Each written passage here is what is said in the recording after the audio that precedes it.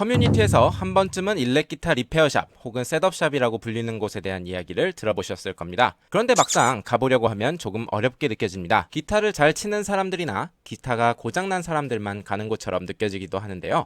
리페어샵을 방문하는 이유는 크게 세 가지입니다. 첫 번째는 정상적인 상태에 대한 기준을 파악하기 위해서, 두 번째는 문제가 생겼을 때 수리하기 위해서, 세 번째는 자신의 취향에 맞게 개조하기 위해서입니다.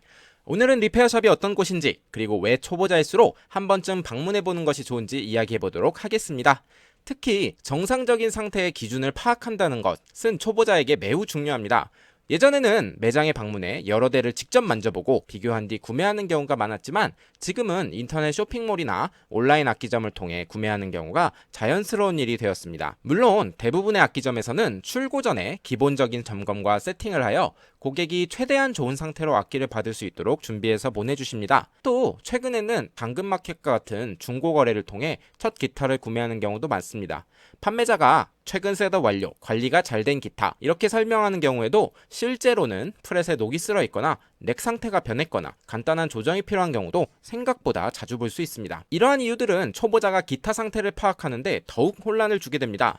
더욱이 초보자는 기준이 없기 때문에 지금 상태가 좋은 것인지 나쁜 것인지 판단하기 어렵습니다. 줄 높이는 적절한지, 넥 상태는 정상인지, 음정은 잘 맞는 상태인지 말이죠. 그래서 저는 기타에 특별한 문제가 없다고 생각되더라도 리페어샵을 방문해 보시는 것을 추천드립니다. 중요한 것은 현재 기타에 문제가 있는지 없는지를 확인하는 것보다 정상적인 기타 상태가 어떤 상태인지 직접 경험해보는 것입니다. 이런 기준을 한번 경험해두면 나중에 기타 상태가 변했을 때도 스스로 알아차릴 수 있게 됩니다. 기준이 생겨야 변화도 보이기 때문입니다. 솔직히 기타에 문제가 있는 것은 큰 문제가 아닙니다. 고칠 수 있으니까요. 진짜 문제는 문제가 있다는 사실을 모르는 것입니다. 그래서 리페어샵은 먼저 기타의 정상적인 상태라는 기준을 판단하기 위해서 꼭 초보자 때 가보시는 것을 권해드립니다. 아직 기타가 어색할 때 아무것도 연주할 수 있는 게 없다고 할지라도 손끝에 기준이 자리 잡을 것입니다. 리페어샵에 방문하는 이유 두 번째는 문제가 발생했을 때입니다. 문제가 발생했다는 것 자체가 이미 정상적인 상태에 대한 기준이 있다는 뜻입니다. 기타의 상태가 평소와 다르다는 것을 알아차렸기 때문에 문제라고 인식할 수 있는 것이죠.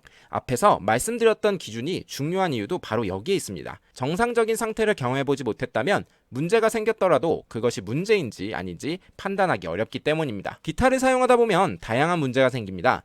버징이 발생하기도 하고 음정이 맞지 않기도 하고 노이즈가 생기거나 아예 소리가 나오지 않는 경우도 있습니다. 이럴 때 리페어샵은 기타의 병원 같은 역할을 합니다. 어떤 부분에 문제가 있는지 진단하고 원인을 찾고 필요한 수리를 진행합니다.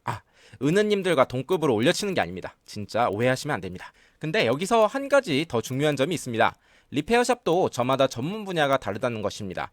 병원에 비유하자면 종합병원도 있고 안과, 정형외과, 내과처럼 특정 분야를 전문적으로 보는 곳도 있습니다. 리페어샵도 비슷합니다. 어쿠스틱 기타를 주로 다루는 곳이 있고 일렉 기타를 전문적으로 다루는 곳이 있고 베이스를 전문적으로 다루는 곳도 있습니다. 물론 대부분의 리페어샵은 기본적인 점검과 수리를 할 수 있습니다. 하지만 문제가 복잡해질수록 해당 분야를 깊게 다뤄본 경험이 중요해집니다. 특히 기타는 문제가 한 곳에만 발생하는 경우가 생각보다 많지 않습니다. 예를 들어 노이즈가 발생했다고 해서 무조건 픽업이 문제인 것은 아닙니다. 다른 부품의 상태 때문에 같은 증상이 나타나는 경우도 있습니다. 겉으로 보기에는 하나의 문제처럼 보이지만 실제로는 여러 원인이 함께 얽혀있는 경우가 많습니다. 그래서 단순히 고장난 부품 하나를 교체하는 것보다 왜 그런 문제가 발생했는지 원인을 추적하고 판단하는 능력이 더 중요합니다. 리페어샵은 대부분 사장 한 명이 운영하는 경우가 많습니다. 그 한 사람이 배선도 하고 목공 작업도 하고 셋업까지 모두 담당하는 경우가 대부분입니다. 물론 다양한 작업을 수행할 수 있지만 모든 분야를 똑같은 수준으로 깊게 파고드는 것은 현실적으로 쉽지 않은 일입니다. 그래서 문제가 생겼을 때일수록 해당 악기를 전문적으로 다루고 비슷한 사례를 많이 경험한 리페어샵을 찾는 것이 중요합니다. 중요한 순간에 필요한 전문가는 모든 것을 조금씩 아는 사람보다 특정 분야를 깊게 이해하고 있는 사람이기 때문입니다. 사실 리페어샵에는 고장난 기타만 오는 것이 아닙니다. 오히려 현재 상태에 만족하지 못하거나 자신의 연주 스타일에 맞게 악기를 바꾸고 싶어서 방문하는 경우도 많습니다. 이 영역을 보통 모디파이, 즉 개조라고 합니다. 원래 상태보다 더 나은 방향으로 바꾸는 작업입니다. 픽업을 교체하기도 하고 배선 구성을 변경하기도 하고 연주 스타일에 맞게 세팅을 바꾸기도 합니다. 그런데 많은 분들이 생각하는 것보다 모디파이는 훨씬 복잡합니다. 예를 들어 픽업 하나를 교체한다 해도 단순히 기존 부품을 떼어내고 새 부품을 장착하는 것으로 끝나지 않습니다. 기존 규격과 호환이 되는지, 바디 가공은 필요한지, 배선 구멍은 맞는지, 위상 문제는 없는지, 원하는 결과가 실제로 나올 수 있는지까지 생각해야 합니다.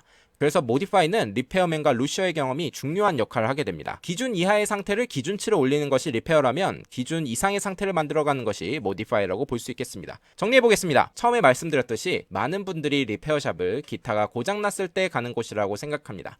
물론 맞는 이야기입니다. 하지만 그것이 전부는 아닙니다. 리페어샵은 기타 상태의 기준을 판단하는 곳이자 문제가 생긴 기타를 수리하는 곳이기도 하며 연주자에게 맞게 기타를 개조하는 곳이기도 합니다. 기타에 문제가 있는 것은 큰 문제가 아닙니다. 고칠 수 있으니까요. 하지만 문제가 있는지조차 모르는 상태야말로 정말 큰 문제라고 생각합니다. 그래서 저는 초보자일수록 한 번쯤 리페어샵을 방문해보는 것이 좋다고 생각합니다. 수리를 받기 위해서가 아니라 정상적인 기타 상태가 어떤 것인지 경험해보기 위해서 말입니다. 기타를 구매하고 연주하는 것만으로도 충분히 즐거운 취미입니다. 하지만 그 뒤에는 그 기타가 좋은 상태를 유지할 수 있도록 돕는 리페어맨과 루시어들이 있습니다. 혹시 아직 한 번도 리페어샵을 방문해 본 적이 없다면 사운드라보에서 시작해 보시면 어떨까요? 감사합니다. 다음 영상에서 또 만나요.